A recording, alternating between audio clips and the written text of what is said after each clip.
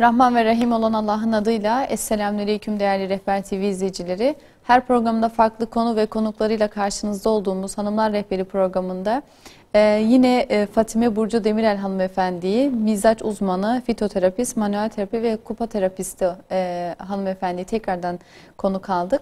İnşallah bugün de kadim tıptaki hacamat, sülük, sıcak kupa faydalarından, kadim tıbbın faydalarından, neyi amaç edindiğinden bahsedeceğiz. Ben daha fazla sözü uzatmadan misafirime hoş geldin demek istiyorum. Hoş geldiniz. Hoş bulduk. Teşekkür ederim Rümeysa Hanım. Nasılsınız? Elhamdülillah, Allah razı olsun. Siz nasılsınız? Elhamdülillah, bizler deyiz. Teşekkür ederim. Ben Kadim tıbbın geçen programımızda macunlarımızdan, yağlarımızdan, yapılabilecek evdeki doğal antibiyotiklerden ve kürlerden bahsetmiştik. Çok da faydalı olmuştu. Bugün de kadim tıbbın amacı nedir? Sıcak kupanın faydası, manuel terapinin, sülüğün, hacamatın, bunların faydalarına değinmek istiyorum. Evet. İlk öncelikle kadim tıbbı nebevinin amacı nedir? Yani neyi amaçlar bu metot? Kadim tıpta hastalıklarla mücadele etme yöntemleridir. Evet. 5000 yıllık süresi vardır. 5000 yıldan önceye kadar da kupa terapi uygulanır. Hatta sülük de öyle. Hatta Mısır'da duvar yazılarında da kupa terapinin yapıldığı resimler ve görseller çıkarılmıştır. Bizim yazılı olarak bildiğimiz belgelerde Peygamber Efendimiz sallallahu aleyhi ve sellem miraca yükseldiği zaman sahih hadislerde de vardır. Ona ümmetine hacamatı tavsiye et. Meleklerin mutlaka hep bunu söylediğini tavsiye etmiştir. Hacamat hem maddi hem manevi tedavi edicidir. Hemen hemen herkeste çok faydalıdır. Bütün mizaçlarda faydalıdır ama öncesi ve sonrasında yapılacaklar vardır. Soğuk mizaçlarda, sıcak mizaçlarda, hacamatın faydalarına geçmeden o zaman neler yapılır, buna değinelim. Hacamattan önce neler yapılır, nelere dikkat edilir? Önceki programda da bahsettiğimiz üzere mutlaka bağırsak temizliği yapılmasını öneririz. Bağırsak temizliğinin farklı yöntemlerini de vermiştik. Bağırsak temizliği yapıldıktan sonra uygulanan hacamat da kan daha da kolay temizlenir. Terapiden sonra dönüş almak çok daha kolay olur. Evet. Oruç tutmak, bağırsak temizliği yapmak, zararlıları terk etmek, hacamattan 3 gün önce et yemeyi bırakmak, şifa niyetiyle kurban kesmek, şifa niyetiyle sadaka vermek ve mutlaka abdestli olmak hacamata başlamadan önce. Bunları yaptıracak kişinin dikkat etmesi gereken hususlar bunlar. Peki yine değinmişken tekrar devam edelim. Kadim tıp içerisinde en çok tercih edilen alternatif olarak hacamat, sülük, manuel terapi, bunlar birer kombindir. Siz de biliyorsunuz, seminerlerimizde de çok anlattık. Yani bazen sadece hacamat yeterli olmuyor. Sadece sülük de yeterli olmuyor. Evet. Bugün tıpta bilinmeyen pöçük düşmesi, göbek düşmesi, rahim kayması, atlas kayması aslında kolay manipülasyonlarla düzeltilirken bunların çözülememesi. Biz gelen danışanlarımıza önce bunlar var mı diye bakıyoruz. Siz de biliyorsunuz. Bacak boyu eşitsizliği, omurga üzerindeki etkisini, bacak boyunu düzeltmek, kuyruk sokumu düşükse kaldırmak, göbeği düşükse kaldırmak. Çünkü her birinin oluş ve sonuçlarındaki hastalıklar da var. Bir bacak boyu eşitsizliği olduğunda bütün omurga kayar. Bir pöçük düşmesi, kuyruk sokumu batması birçok hastalığı temelinde getirir. Kabızlık getirir, kadın hastalığı getirir, erkek hastalığı getirir ve en nihayetinde bel fıtığı, boyun fıtığına, çünkü omurgada kaymaya neden oluyor. Skolyoz, kifoz, lordoz gibi disklerin yapısının bozulmasına neden oluyor. O yüzden biz bunları hem eğitimlerimizde anlatıyoruz, hem öğretiyoruz, hem de gelen danışanlarımızda bu sorunlar var mı yok mu? Bir tedavi edip gönderiyorsunuz. Terapisini uyguluyoruz. Evet, bir kuyruk sokumunun bu kadar aslında hastalığa sebep olması ne kadar önemli. Ya bir de şunu siz de gördünüz Rümeysa Hanım. Yani hemen hemen %80 insanlarda var değil mi? Sorun, evet. Ve uygulaması da çok zor değil, korkulacak bir şey değil. Aslında eski sistemlerde yapıldığında çok acı veren bir uygulama. Ama sizin öğrettiğiniz şekilde yaptığımızda kesinlikle hiçbir acı olmuyor. Yok. Bunu bilahare yaşadık.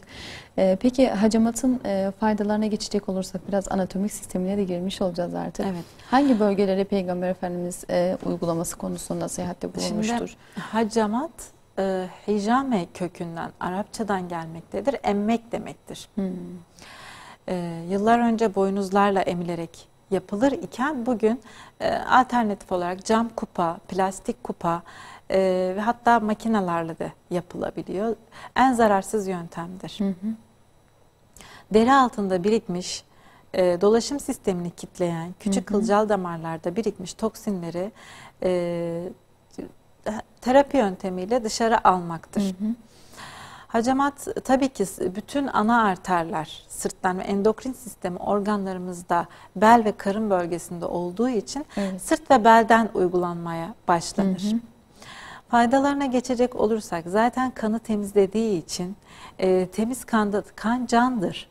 Temiz kanla da beraber bağışıklık sistemi kuvvetlendiği için insan fıtratı kendi kendini onarmaya müsaittir. Biz bedeni hacamatla temizliyoruz. Bedeni süpürüyoruz.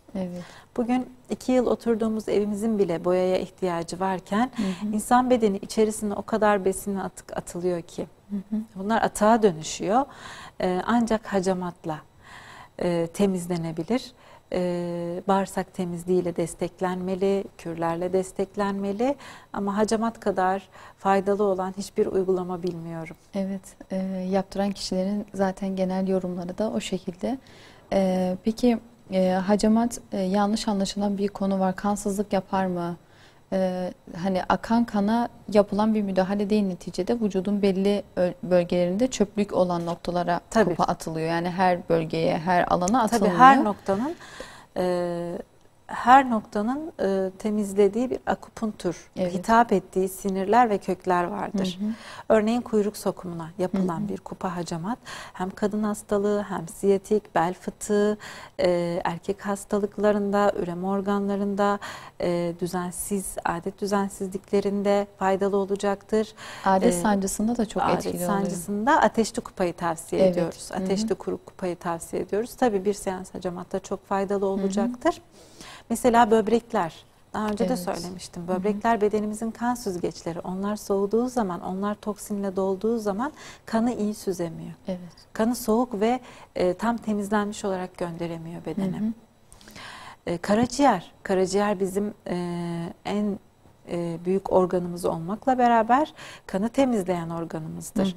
Bugün deri hastalıklarının temelinde karaciğer kirliliği yatmaktadır ve hacamatla olmazsa olmaz dediğimiz noktalardan bir tanesidir. Dalak. Sonra hacamat manevi. Yani hacamat yaptıracak kişi ilk önce hangi zaten yapacak kişi diyor sana şuraları yapayım. İlmini almış kişi. Tabii ki terapistler bu konuda zaten bilgi sahibidir. Bizim olmazsa olmaz dediğimiz kahil ve kuyruk sokumu. C7 kahil ve kuyruk sokumu mutlaka çocuklarda özellikle 40'ını bitirmiş bebekler de dahil. Buna değinir misiniz hocam? Eğitiminizde de dile getiriyorsunuz.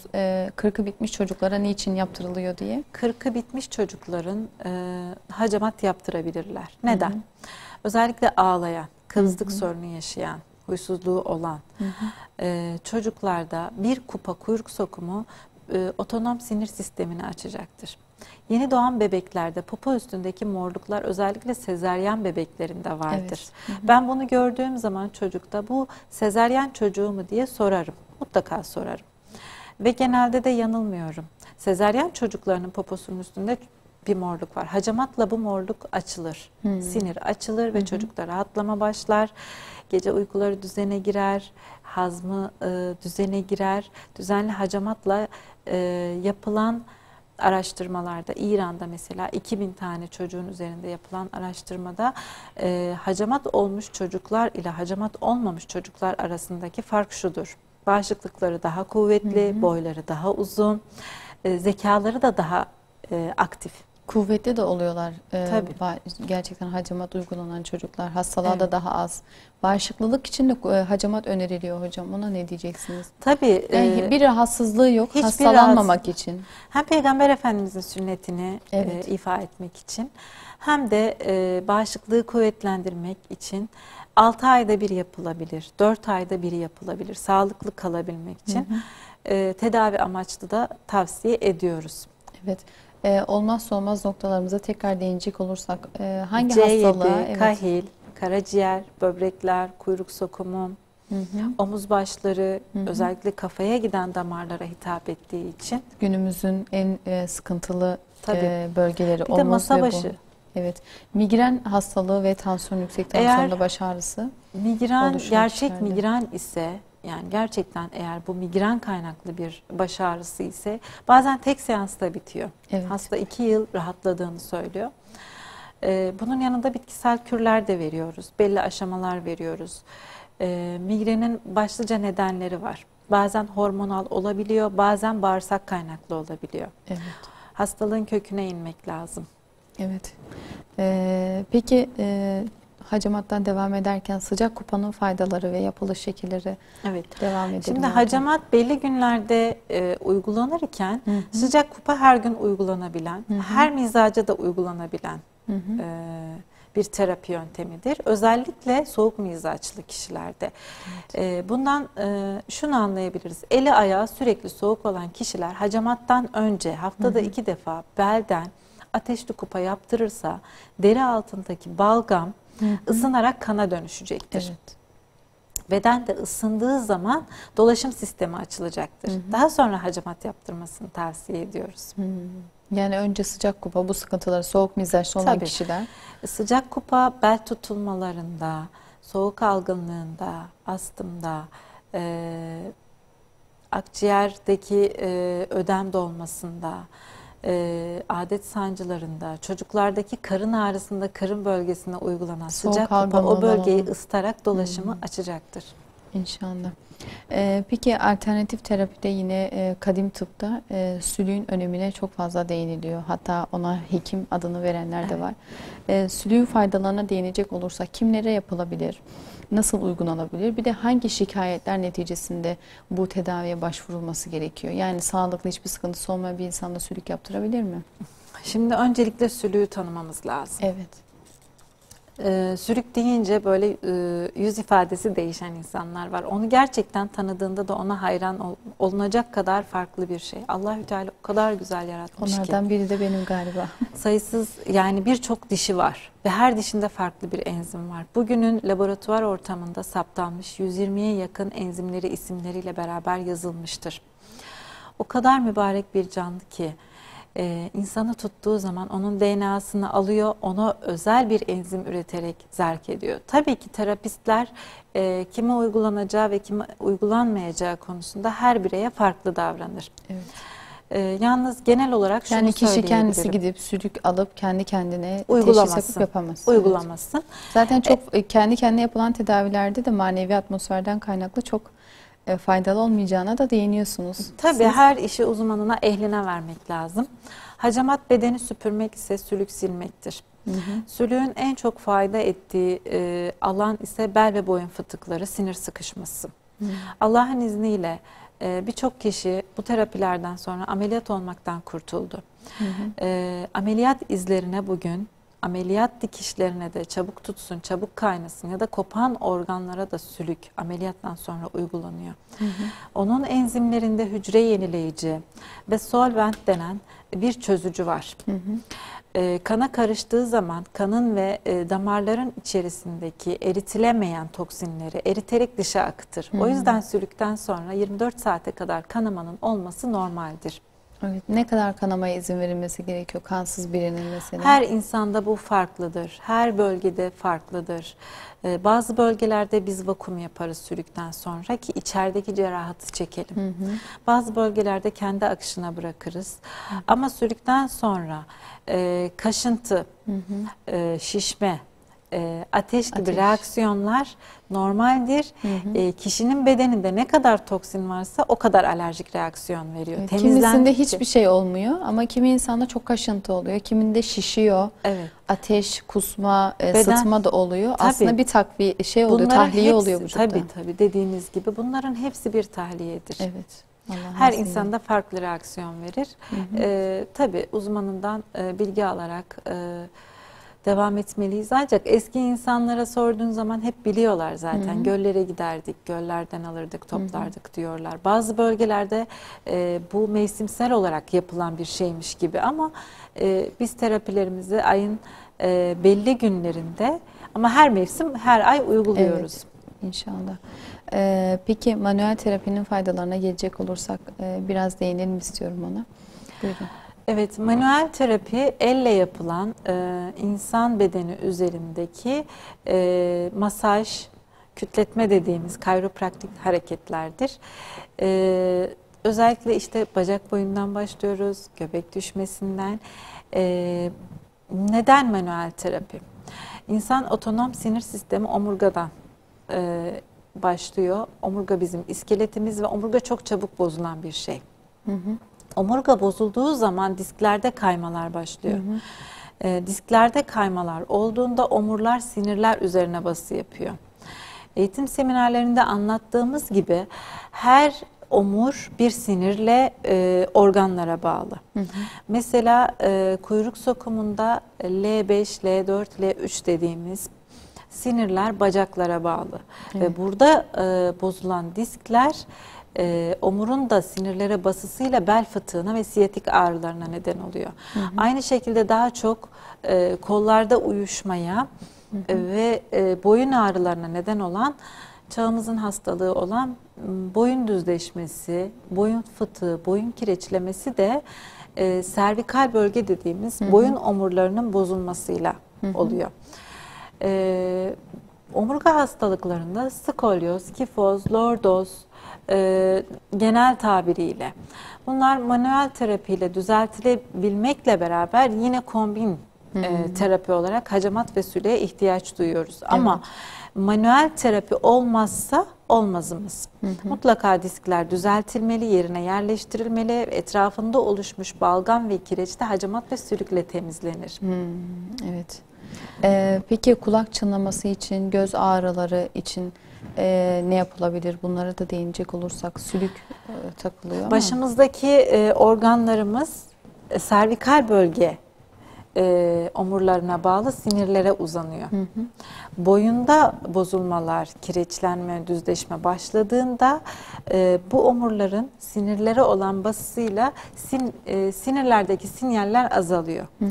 Bağlı bulunduğu organla kesilen sinyal de bulunduğu organda bozulma başlıyor.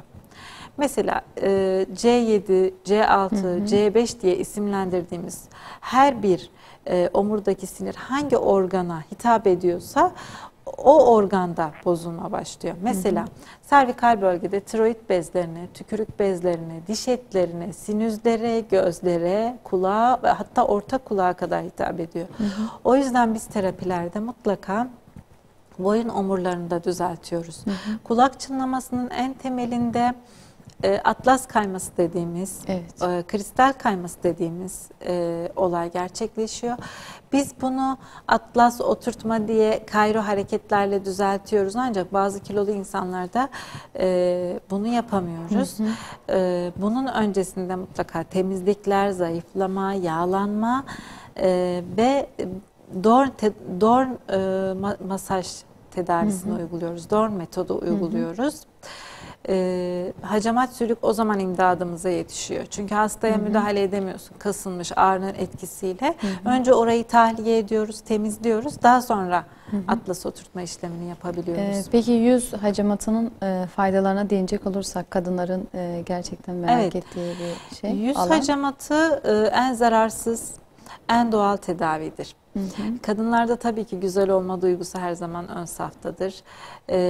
Yüz hacamatı, yüz sülüğü, yüz botoksu yapmakla beraber 30 yaş sonrasında tavsiye ediyorum. Hı. Aynı zamanda sivilce, akne, yara, kararmalar bizlere yüzdeki anatomiden de anlayacağımız gibi bağlı bulunduğu organa inmemize, mesela çenede hı hı. Varsa kararmalar ya da sivilcelenme, biz bunu rahimle bağlantılı olduğunu biliyoruz. Hı hı. Ya da gözaltı morluklarının böbrek bağlantılı olduğunu biliyoruz. Yanaklarda çıkan sivilcelenmenin karaciğer ve bağırsak kaynaklı olduğunu biliyoruz. Oraya yöneliyoruz. Evet. Önce oradan tedaviye başlıyoruz. Hı hı. Yüz hacamatını mutlaka sırt tarama, bel tarama, kafa hacamatı bittikten sonra tavsiye hı hı. ediyoruz. Sülüğü de yüz hacamatından sonra öneriyoruz. Buradan hanımlara şunu da söylemek istiyorum. Doğal temizleyici olarak rüşür taşı kullanabilirler. Çay ağacı kremi ve çay ağacı sabununu yüz hacamatını yaptırıyorlarsa beraberinde sonrasında kullanabilirler. Yüzde A gibi bir tabaka var. Yer çekiminin etkisiyle de hem aşağıya doğru hem de beslenmenin etkisiyle de cildimizde bozulmalar başlıyor. Yüz hacamatıyla yüzün üstünden aldığımız kirli kanın akabinde yüze taze kan gelecektir. Evet. Bu taze kanın içerisinde hem hücre yenileyiciler hem canlandırıcılar zaten mevcut. Doğum lekelerinde çok etkili, sivilcelerde çok etkili, aknede çok etkili ama tek seferde sonuç almak bazen mümkün olmayabiliyor. Evet. Seanslara devam etmek ağır lazım. vakalarda özellikle tek seansta zor. Tabii. Bir de beslenme de değişmiyorsa, sivilceli yüze sahip kişi hala beslenmeyi düzeltmiyorsa. Beslenme ve kürler şart her zaman. Önce içeriden temizlik, sonra dışarıdan temizlik yapacağız öyleyse. Evet, unutmadan şunu da söylemek istiyorum. Beslenmeyi neye göre düzenleyeceğiz? Her gıda her insana yaramıyor. En kolay kan grubuna göre beslenmek, en güzeli de mizaca göre beslenmek. Ama herkes her zaman bir mizaç uzmanına ulaşamayabilir. Bunun için yani ellerinin, ayaklarının soğuk olup olmadığına baksınlar. Soğuk mizaçlı olan insanlar sıcak mizaçlı gıdalara ağırlık versinler. Çok sıcak mizaçlı olanlar ise bedeni dengelemek için mutlaka soğuk gıdalara da yer vermeliler. Kısa bir ara verelim inşallah. Tamam. Reklamlardan sonra yine devam edelim. Tamam inşallah. Reklamlardan sonra buradayız efendim. Evet, kısa bir aradan sonra tekrar beraberiz. Tekrar devam edelim Fatime Hanım. Göbek düşmesi nedir? Nasıl tedavi edilir? Buna biraz değinelim. Kadınların ağrılı dönemleri oluyor bunlar. Başına gelebiliyor. Buyurun.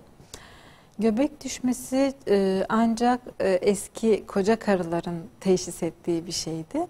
Biz bunu eğitim seminerlerimize yerleştirdik çünkü çoğu insan bilmiyor. İnsan göğsünden geçen bir ana arter var. Göbek tam hizasında bastırdığımız zaman kalp gibi atar. Aşırı korku, aşırı üzüntü, aşırı heyecan ya da bir yerden düşerek yanlış bir pozisyonda atlayarak göbek kaçar. Bu ana arter sağa ya da sola kaçar. Bedenin denge merkezi bozulur. O zaman kişide halsizlik, iştahsızlık, mide bulantısı, hatta sinir, stres, aşırı üzüntü, melankolik haller bile başlayabilir. Yani göbeğini bastıran kişi onun kalp gibi atışını hissetmesi gerekiyor. Tabii. Eğer düşmüş ise bunu da ancak bilen kişiler kaldırabilir. Tabii teknikleri var ancak uygulanarak gösterilmesi ya da yapılması lazım. Göbek düşmesinin getirdiği hastalıklarda yine kadın hastalıkları vardır. Dediğim gibi nörolojik hastalıklar olabilir. Anlamsız ağlamalar, üzüntüler, sarılık, melankoliklik olabilir.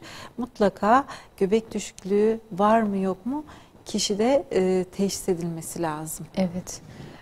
Peki mizaçlara daha önce de değindik, soğuk mizaç, sıcak mizaç diye, ama biraz mizaçlara değinelim. Hangi yiyecekler onlara iyi gelir ya da iyi gelmez diye. Bunlara biraz değinelim. Mizaçlar kadim tıpta, hatta şu anda İran'da tıp alanında çok kullanılan, bizim de Türkiye'de 5-6 yıldır popüler olan bir alandır. 4 ana unsurdan oluşmaktadır. Her şeyin mizacı olduğu gibi biz hastalıklarda mizaçlar ile ilgileniyoruz. İnsan bedeni ve besinler arası ilişkisine değiniyoruz. 4 ana mizaçta demevi, soğdavi, safravi ve balgami olmak üzere isimlendiriyoruz. Demevi sıcak ve nemlidir.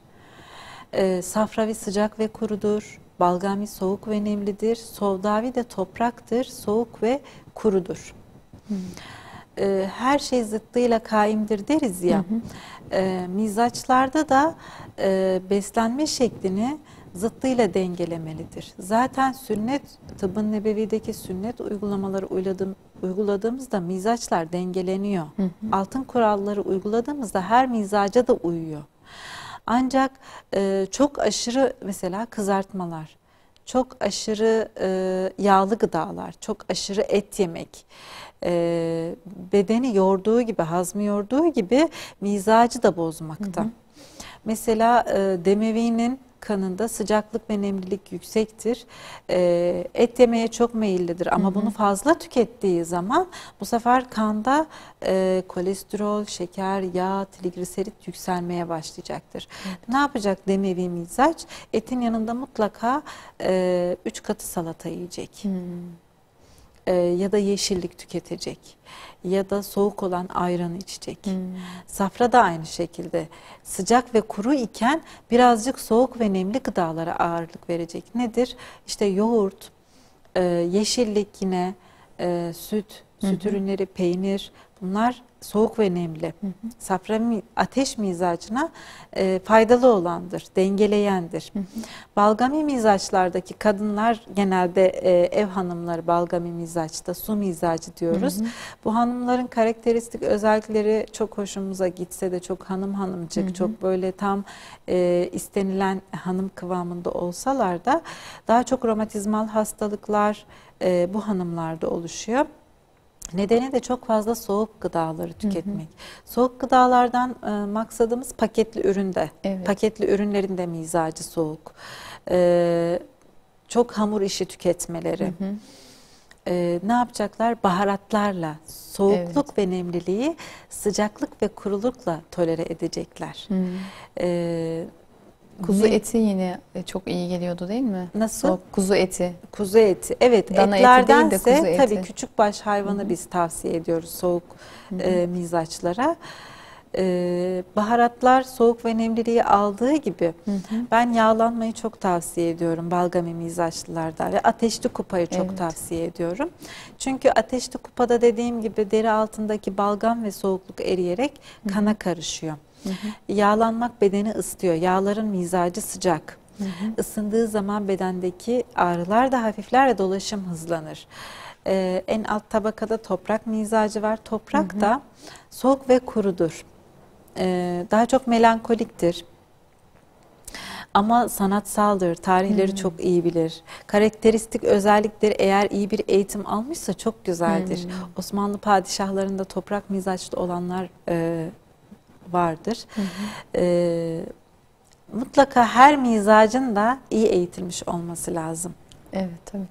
Anneden aldığı terbiye, yediği gıdalar, bulunduğu iklim şartları mizacımızı şekillendirir iken her mizaç ve fıtrata mutlaka İslam terbiyesini eklemek lazım. Ve annenin de bu mizaçlara hakim olup çocukları üzerinde zorlayıcı, çok etkileyici, fıtratlarını aslında ezici şekilde davranmaması gerekiyor. Ve beslenmeleri aynı mizacı şekilde. bildiğin zaman iki evladına da aynı şekilde davranmaman gerektiğini anlıyorsun. Kimi çok sinirli, kimi çok mülayim ama yemesi farklı olması gerekiyor. Onun daha farklı. Birinin yağlanmaya, daha sıcak yiyeceklere ihtiyacı varken birinin aslında soğuk şeylere ihtiyacı oluyor. Çok güzel tespit ettiniz.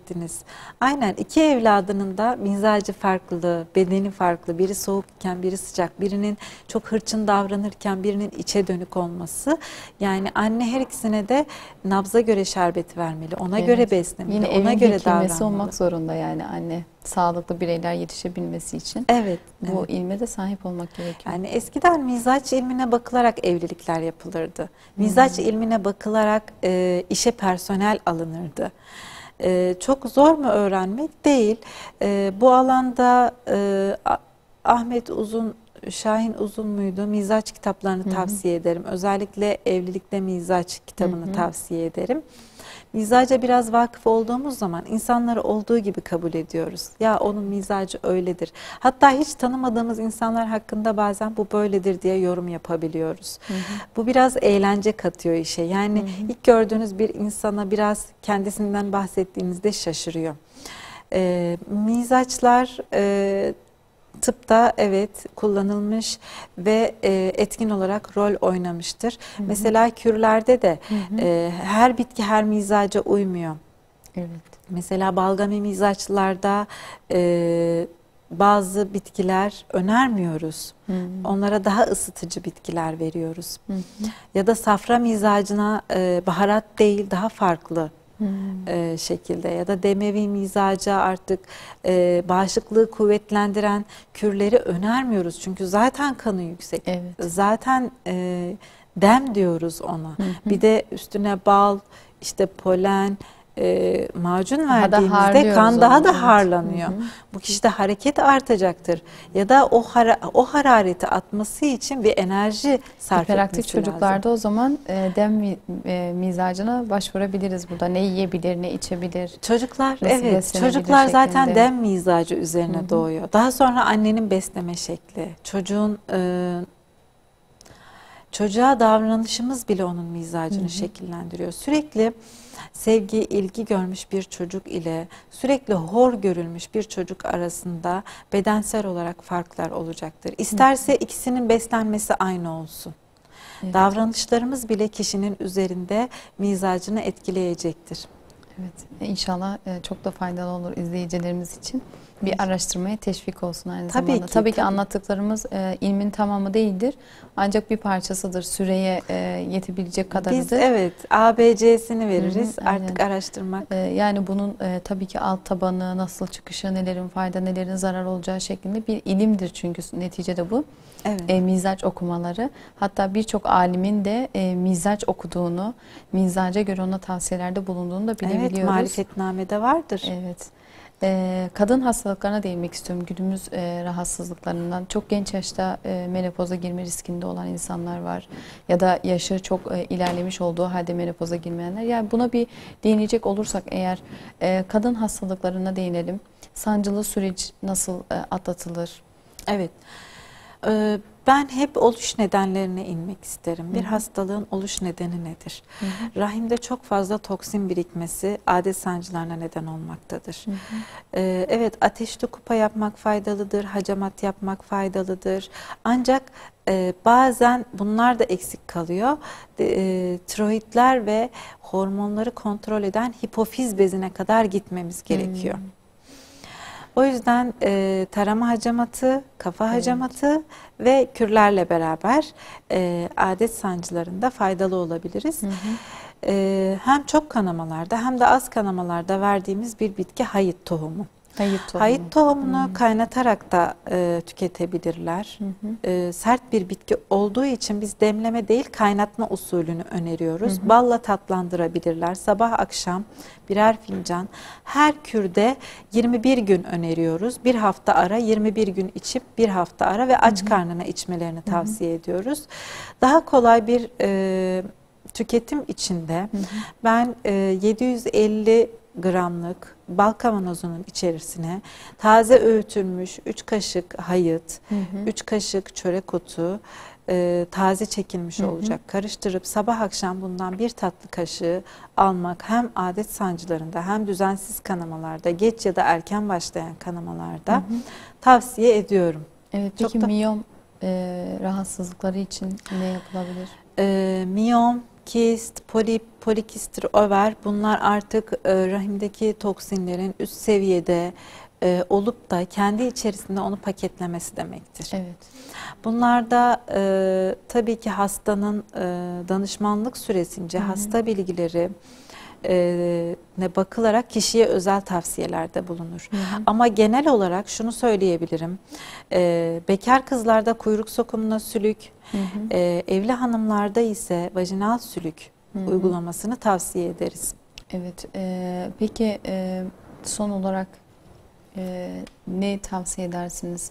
Sağlıklı bir birey için de hayatında uygulayabileceği ya da hamile biri için sağlıklı beslenme, belki sizin alanınız değil ama tavsiye babında, sade yaşam babında nasıl bir beslenmeden bahsedebiliriz? Ne tavsiyelerde bulunabiliriz? Buyurun. Gebeler için mi? Hem gebeler için hem gebe olmayan kişiler için. Öncelikle anne adayları ya da anne olmak isteyen ya da hamile olan bayanlar için hurma, mutlaka kan yapıcı olan pekmez tavsiye ederim. Meyvelere ağırlık verebilirler. Pekmezi ne kadar içmeleri gerekiyor? Pekmez şerbet olarak tükettikleri zaman direkt serum etkisi yapıyor. Annenin kilolu olmasındansa kan değerlerinin yüksek olmasını tercih ederiz. O yüzden hamur ve tuzdan uzak durmasını, kuru yemişler, badem, Evet. Hurma, incir, kuru dut, gün kurusu, bunlar hem kan yapar hem besleyicidir. Hı hı. Benim hanımlara özellikle ev hanımlarına, çalışmayan ev hanımlarına tavsiyem mutlaka günde 1 saat yürüyüş. Çünkü ancak efor sarf ettiğimizde hasta hücreler yanıyor. Evet. Ve yürüyüş yapmayan kişide kabızlık başlıyor. Kabızlık bütün hastalıkların başındadır. Suyu evet bütün hekimlerimiz tavsiye eder, ancak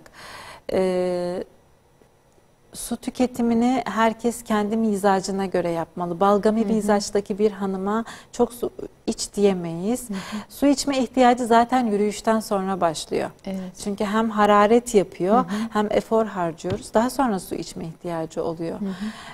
Bir de evde iş yaparken ben zaten spor yapıyorum diyen hanımlara diyorum özellikle. Yani evde iş yapmak spor değildir. Mutlaka yürüyüş yapmak lazım. Eklem yerlerimizin açılması için egzersizler yapmamız lazım.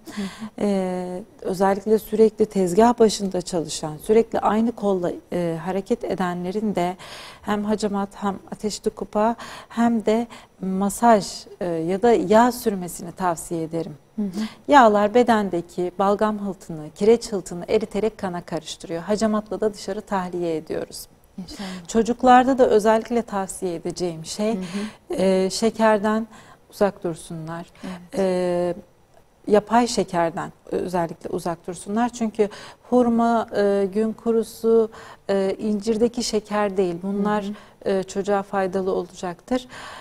Hiperaktivite ya da yerinde durmayan çocukların anneleri 10 gün şeker vermesin. 10 gün şekerli gıda tükettirmesin. 10 gün sonra çocuktaki dinginliği, durgunluğu, sakinliği kendisi de fark edecek ve hissedecektir. İnşallah. Bir de yemek konusunda ben tek tencere, yani en fazla 2 tencere yemeği tavsiye ediyorum. Tek tencerede pişirilsin. Çorbalara ağırlık verilsin. Kış mevsimine giriyoruz. Paketli ürünleri mutfağımızdan çıkaralım. Deterjanlarımızı daha doğal olan ürünlere aktaralım. Özellikle kokulu olan kimyasallardan uzak duralım. Evet. Çünkü bunlar direkt beyni hedef alıyor. Maalesef. Genel kurallar bunlar. Aslında temizlik konusunda da biraz eskiye gidecek olursak yine beyaz sabun, Arap sabunu şeklinde ilerlediğimizde hem gerçek temizliği hem de temiz bir kokuyla, ferah bir kokuyla temizliğe devam ettiğimizi görebiliyoruz. Bir de biz ev detoksu olarak Rümeysa Hanım defne tütsüsü ve sirkeyle temizliği çok öneriyoruz. Evet. Doğal temizlik maddeleri de zaten bunlarla oluşturuluyor. Evet. Sirke, karbonat. Evet. Bunların karışımıyla beraber özellikle temizlik. Nazara karşı, özellikle evdeki huzursuzluğa karşı ben defne yaprağı tütsüsü ve sirke ile mutlaka temizlik, kapı, pencere, mobilyalar, koltuklara fıs fıs yapılabilir. Evet. Peki son olarak şunu da sormadan edemeyeceğim. Çağımızın odaklanamama sorunu var. Gençlerde, çocuklarda soruya odaklanamama, sınava odaklanamama. Bunlara anneler ne gibi çözümler üretebilirler? Evde ne yapabilirler? Kafa hacamatı yapılır. Evet. Karabaş çayı içirilebilir. Biberiye çayı ya da biberiye tentürü ya da bizim ekstratlarımız var bu konuda. Tütsü aynı zamanda buhurdanlıkta da aromaterapi olarak gülü önermiştik, kekiği önermiştik. Bunlar da zihni açacaktır. Peygamber Efendimiz sallallahu aleyhi ve sellem 1400 yıl önce zaten hafızayı kuvvetlendirmek için 21 tane kuru üzüm üzerine 7 tane Ayetel Kürsi'yi okusun, anneler çocuklarına versin. Bu uygulama gerçekten sonuç veren bir uygulama. Bunu yine aç karnına çocuklarına vermeleri gerekiyor inşallah. Evet. Peki çok teşekkür ediyorum. Rica ederim. Ben teşekkür ederim. İyi ki geldiniz. Gerçekten çok verimli bir program oldu. Tavsiye edeceğiniz başka bir husus varsa eğer onu da dillendirebilirsiniz. Sonuna yaklaştık programımızın. Bize telefonda özellikle sorulan sorular arasında dezenfekte konusu çok soruluyor. Bir de kaşıntı bugünlerde çok yaygın. Uyuz vakaları çok geliyor. Bunun için ben 10 damla nane yağı, 10 damla kekik yağı ve lavanta sirkesini yarı yarıya sulandırarak fısfıslı şişede kaşınan bölgelere sürmelerini tavsiye ederim. Kükürtlü sabun mutlaka bulundursunlar kaşıntılarda. Bir de malum hastalıktan korunma yöntemleri için her evde bulunması gereken saf kekik yağı. Evet. Bir bardak suya bir damlası yetiyor. Ve çok bunu sert uygulayan zaten tadı. Evet. Bunu uygulayan arkadaşlarımız var. 2 yıldır kesinlikle yakalanmadığını da görüyoruz biz. Kekik yağı mutlaka olsun. Şu an olanlar peki evde ne yapılabilir? İlk olduklarında. Şu anda olanlar propolis kullanacak, kekik çayı içecek, kozalak şurubu, kozalak sirkesi, akciğer macunu kullanabilir. Sirkeyle karıştırılmış suyla gargara yapabilir. Kekik demlenmiş suyla gargara yapabilir. O virüsün akciğerlere inmemesi için. Ellerini sirkeyle dezenfekte edebilir fıs fıs şeklinde doğal olarak. Kapı kulplarını sirkeyle silmelerini öneriyoruz. Keki içme suyuna damlatmalarını, bir damla keki içme suyuna damlatmalarını tavsiye ediyoruz. Bu kanı dezenfekte ediyor. Hindi olmazsa olmazımız. Çörek otu yağı zaten Peygamber Efendimiz sallallahu aleyhi ve sellemin hepimize tavsiye ettiği, ölümden başka her derde devadır dediği bir şey. Hacamat seanslarına da artık hiç yaptırmayanların mutlaka bir seans yaptırdıktan sonra etkisini göreceklerdir. İnsan bedeni, insan bağışıklığı sistemi üzerinde. Hastalığa yakalanmış olanlar, malum hastalığa yakalanmış olanların da hacamat yaptırmasını tavsiye ediyoruz. Atlattıktan sonra mı, o esnada mı? O esnada kabul edileceklerini sanmıyorum. Zaten karantina süresinde oluyorlar. Sonrasında mutlaka bir akciğer bölgesinden hacamat yaptırmalarını tavsiye ediyoruz. Babında. Evet. Faydalı olacaktır. Peki korona geçiren çocuklar, şu an okullara giden çocuklar nasıl yapabilirler bunları? Çocuklar geçirmiyor. Çocuklar geçirmiyor. Onların bağışıklık sistemi kuvvetli. Ancak yine propolis, eğer varsa böyle gribal bir enfeksiyon, propolis antibiyotik olarak kullanıyoruz. Udihindi yağını kullanıyoruz. Ve kozalak şurubunu öksürük şurubu olarak kullanıyoruz. Evet. Peki, teşekkür ediyorum. Rica Allah razı ederim. olsun. Rabbim ilminizi artırsın inşallah. Allah. Faydalı ve bereketli olmasını Rabbimizden diliyoruz. Amin. Evet sevgili Rehber TV izleyicileri, bugünlük bu kadar. İnşallah başka bir programda başka konuklarla tekrar karşınızda olmak dileğiyle sizleri emanetçilerin en güzeli Rahman'a emanet ediyoruz.